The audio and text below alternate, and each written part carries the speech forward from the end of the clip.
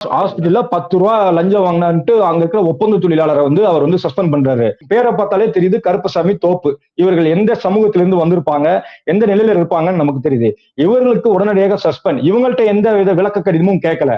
ஆனால் அந்த அமைச்சர், அந்த ரமேஷ்ங்கிற அமைச்சர் அமைச்சராகும் பொழுதே பிரச்சனை என்னன்னா, இவர் ஒரு பார்ப்பனர், அவருக்கு இந்து சமய அறநிலைத்துறையா அப்படின்னு நம்ம கேள்வி கேட்டுட்டு இருந்தோம். அந்த அமைச்சர் அந்த அர்ச்சகருக்கு மட்டும், அந்த பூணூல் போட்ட அர்ச்சகருக்கு மட்டும் விளக்க கடிதம் கேட்டிருக்காரு.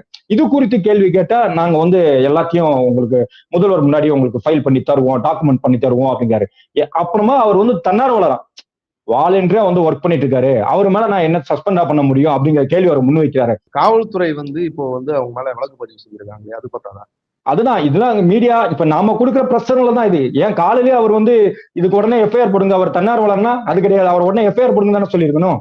இப்ப நாம முழிச்சு நாம பார்க்கல, நாம கேள்வி கேட்கல அப்படின்னா இந்த எஃப்ஐஆர் கூட நடக்காது. இன்னும் கைது பண்ணலையே.